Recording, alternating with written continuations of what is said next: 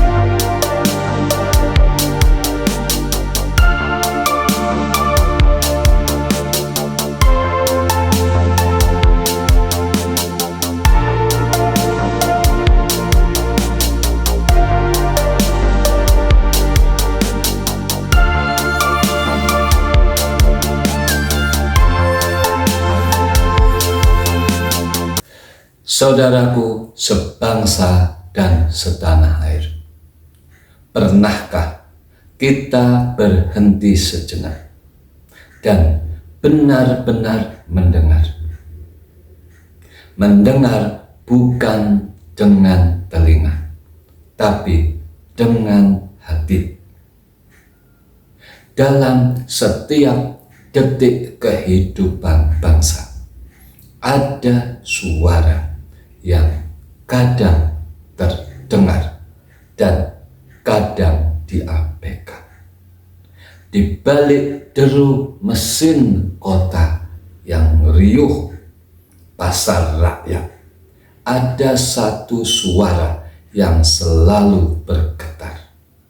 Suara itu sederhana tapi sakral. Suara itu adalah suara rakyat, napas suara rakyat Indonesia, napas sejati dari suara napas kerakyatan Indonesia Raya, napas kehidupan bangsa, denyut yang membuat merah putih ini tetap berkibar dengan penuh makna. Setelah kesejahteraan terbangun dalam persatuan, kini kita melangkah menuju dengan makna kemakmuran yang paripurna. Kemakmuran yang lahir dari rakyat, dipimpin oleh hikmat dan dijaga oleh musyawarah. Karena tanpa rakyat. Siapa sebenarnya yang disebut sebagai bangsa?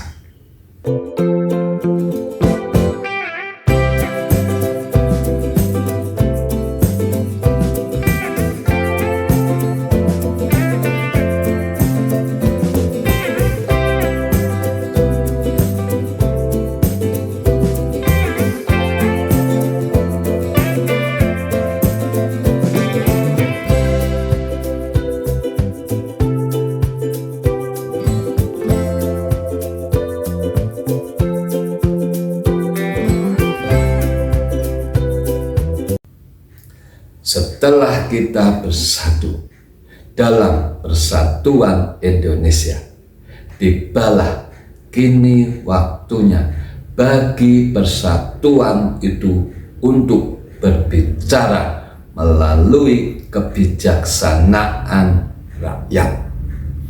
Persatuan bukan berarti membungkam perbedaan. Justru di dalam keberagaman suara rakyat itulah lahir kebijaksanaan yang sesungguhnya. Maka kita melangkah ke sila keempat, kerakyatan yang dipimpin oleh hikmat kebijaksanaan dalam permusyawaratan perwakilan. Disinilah kesejahteraan menemukan dimensi baru. Bukan lagi bersatu, tapi berkhidmat dan bermusyawarah. Setelah persatuan Indonesia melahirkan kesejahteraan kolektif, jalan berikutnya adalah memastikan bahwa persatuan itu tidak membungkam suara rakyat, melainkan menyalurkan hikmat rakyat.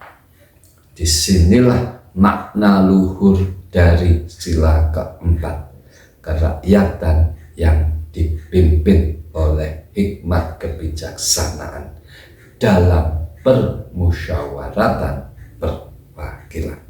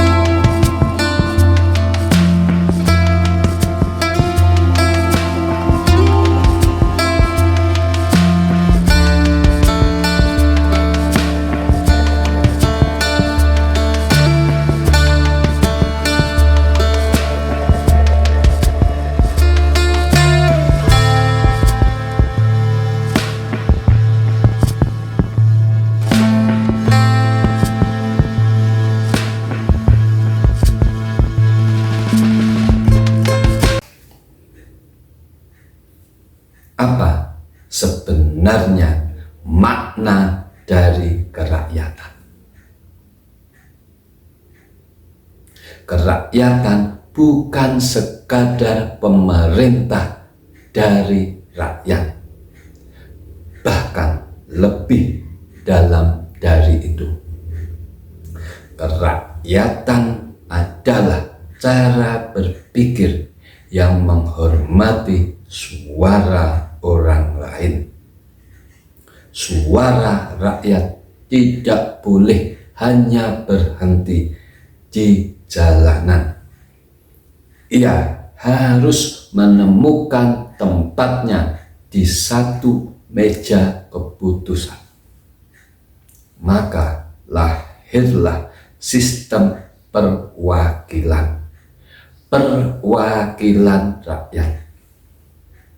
Bukan untuk memisahkan rakyat dari kekuasaan, melainkan untuk menjembatani keduanya. Dan hikmat itu, saudara-saudara, tidak lahir dari gelar, tidak lahir dari jabatan, tidak lahir dari bangku-bangku sekolah tinggi, tapi dari kesediaan untuk mendengar dengan hati yang bersih. Ia bukan kekuasaan yang menjatuhkan, melainkan kebijaksanaan yang menuntun. Hikmat kebijaksanaan bukanlah sekadar kecerdasan intelektual. Ia adalah perpaduan antara nalar yang jernih dan nurani yang bening. Hikmat kebijaksanaan, dua kata yang sangat-sangat sederhana, tapi maknanya sesungguhnya sedalam samudra. Hikmat berarti kejernihan akal, kebijaksanaan berarti kelembutan hati. Hikmat kebijaksanaan artinya kemampuan untuk menimbang kepentingan rakyat dengan empati dan kearifan. Hikmat menjadikan kebijakan tidak sekadar logis, tapi juga manusiawi. Maka seorang pemimpin yang berhikmat adalah mereka yang mampu menggabungkan logika dan nurani. Ia tidak akan pernah bertanya, apa untungnya bagiku? Tapi ia akan memprioritaskan, ia akan mengutamakan, dan ia akan bertanya apa manfaatnya bagi bangsa dan umat manusia. Dan puncak dari kesejahteraan kolektif adalah kemakmuran yang adil, lahir dari keputusan yang bijak, keputusan yang tumbuh dari akar kebutuhan rakyat yang ada di negara itu sendiri.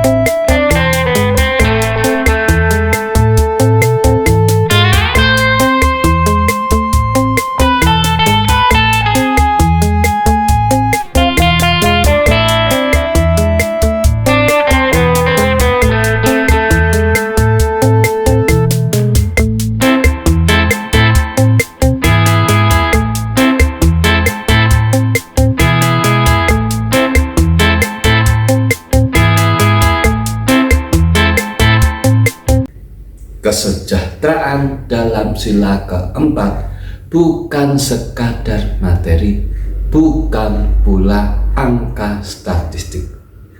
Kesejahteraan bukan sekadar angka di laporan ekonomi.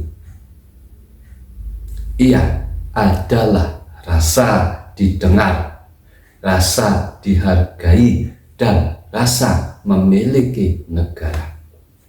Ketika pemerintah mendengar rakyat, bukan hanya lewat survei, tapi lewat hati, maka kebijakan yang lahir akan relevan, efektif, dan berkelanjutan. Dari sinilah kesejahteraan kerakyatan menemukan bentuknya. Ada ruang dialog antara rakyat dan penguasa. Ada partisipasi publik dalam pembangunan. Ada sistem perwakilan yang mencegah terjadinya tirani. Kesejahteraan adalah ketika seorang ibu merasa suaranya berharga, ketika seorang petani merasa didengar, ketika seorang guru merasa dihormati, dan di setiap warga masyarakat merasa mereka menjadi bagian dari satu keputusan yang ditetapkan oleh bangsa ini. Itulah kesejahteraan kerakyatan. Kesejahteraan yang tumbuh karena ada ruang untuk bicara, ruang untuk ikut menentukan arah masa depan bersama. Ketika hikmat dan musyawarah bekerja bersama, kebijakan yang lahir tidak akan buta arah. Ia menyentuh yang paling dasar. Sekolah yang layak, pangan yang cukup, harga yang adil, pelayanan yang cepat. Ia membangun, tapi juga memanusiakan. Kesejahteraan sejati bukan hasil kekuasaan tunggal, melainkan buah dari kebijaksanaan bersama. Inilah kesejahteraan yang kita impikan ketika kebijakan tidak menjauhi dari rakyat, tapi justru mendekat rakyat dalam kasih dan keberpihakan.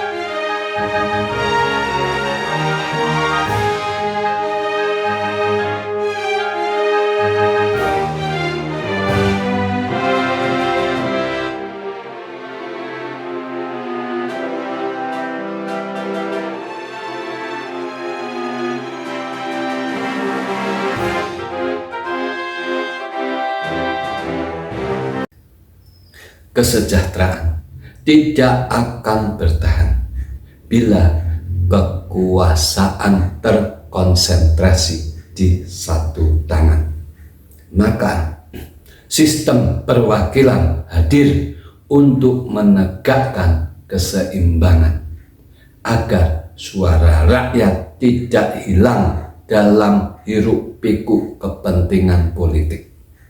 Sistem kerakyatan bukanlah sistem liar, bukanlah sistem jalanan, melainkan sistem kerakyatan yang beradab, berlandaskan hikmat dan musyawarah. Ia menyingkirkan tirani, tapi juga menghindari anarki. Ia menjaga agar setiap kebijakan tetap berpihak pada rakyat, bukan pada golongan, bukan pada pemodal, bukan pada kekuasaan. Dan musyawarah adalah denyut jantung sila keempat. Musyawarah bukan sekadar formalitas rapat. Dalam konteks pembangunan, musyawarah bukan hanya sekadar rapat. Di dalamnya terkandung nilai-nilai egaliter. Musyawarah adalah ruang untuk saling menghormati, tempat setiap suara memiliki nilai yang sama. Tidak ada yang lebih tinggi, tidak ada yang lebih rendah, tidak ada yang paling benar, tidak ada yang paling kuasa. Dari musyawarah itulah lahir keadilan. Keadilan yang menjadi pondasi kesejahteraan sejati. Ia adalah ruang keadilan, tempat rakyat menyalurkan aspirasi dan pemerintah menegaskan komitmen pelayanan. Kesejahteraan kerakyatan lahir ketika keputusan diambil bersama, bukan karena tekanan, tapi karena kesadaran bersama untuk maju, karena yang dicari bukan kemenangan pribadi. Mereka hanya saling mendengar, saling memahami untuk mendapatkan kebenaran dan kemajuan bersama rakyat yang menjadi tujuan utama.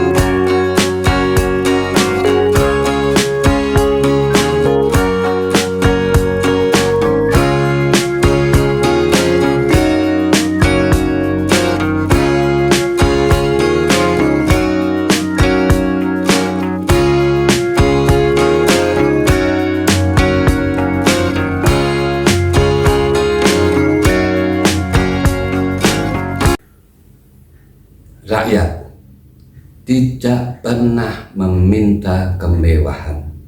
Rakyat hanya ingin dihargai. Mereka ingin pemerintah yang tidak hanya berbicara, tapi juga mendengar. Pemerintah yang tidak hanya memutuskan dari atas, tapi menunduk rendah, menyapa dan bertanya kepada rakyatnya. Apa yang kalian butuhkan, wahai saudaraku, wahai rakyatku? karena disitulah awal dari semua kemakmuran. Dari telinga yang mau mendengar, dari hati yang mau merasakan. Ketika pemerintah mendengar rakyat, maka lahirlah program-program yang menyentuh kehidupan nyata, pembangunan yang tepat sasaran, pelayanan publik yang adil, ekonomi rakyat yang tumbuh berkelanjutan, kebijakan lingkungan yang lestari. Kemakmuran paripurna adalah hasil dari dialog panjang antara pemerintah dan rakyat, antara kebijakan dan kehidupan, antara idealisme dan kenyataan, dan semuanya berakar pada satu prinsip: rakyat adalah sumber hikmat, bukan sekadar objek pembangunan. Dan ketika rakyat diberi ruang, lihatlah, mereka tidak diam, mereka bangkit, mereka bergotong royong, mereka berinovasi, mereka menanam, membangun, mengajar, menjaga, karena mereka merasa ikut memiliki bangsa ini. Inilah wajah sejati Indonesia.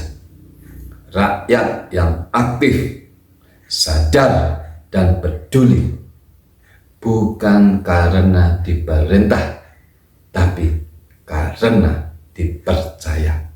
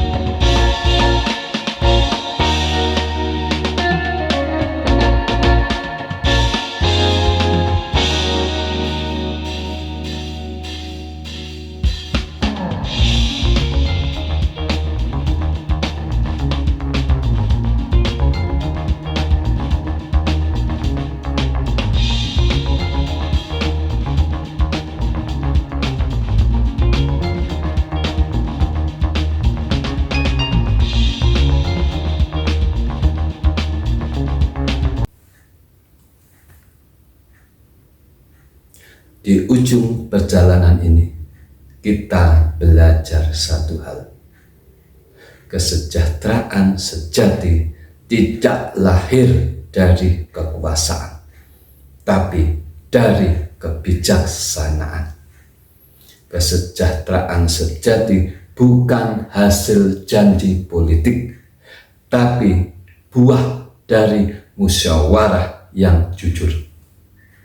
Dan kemakmuran paripurna hanya mungkin bila rakyat didengar, dihargai, dan diberdayakan. Dari rakyat, oleh rakyat, untuk rakyat. Dalam naungan hikmah kebijaksanaan Pancasila. Dan ketika semua itu terwujud, lihatlah wajah-wajah itu. petani tersenyum di sawahnya, anak-anak berlari riang gembira di halaman sekolah, ibu-ibu tertawa tersenyum bahagia di pasar, nelayan pulang membawa hasil tangkapan yang melimpah. Itulah kemakmuran paripurna, kemakmuran yang tidak hanya diukur dari dompet, tapi juga dari ketenangan hati dan keadilan sosial. Sebuah kemakmuran yang tumbuh dari rakyat untuk rakyat.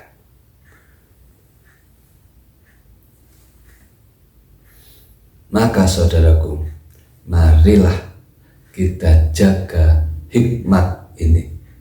Jangan biarkan suara rakyat tenggelam dalam hiruk pikuk kekuasaan.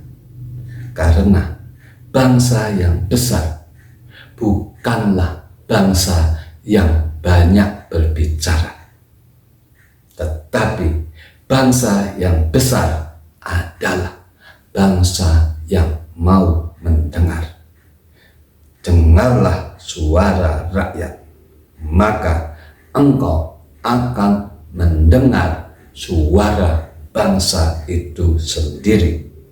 Dengarlah suara rakyat, dan engkau akan menemukan hikmat Tuhan Sang Pencipta dalam kehidupan berbangsa.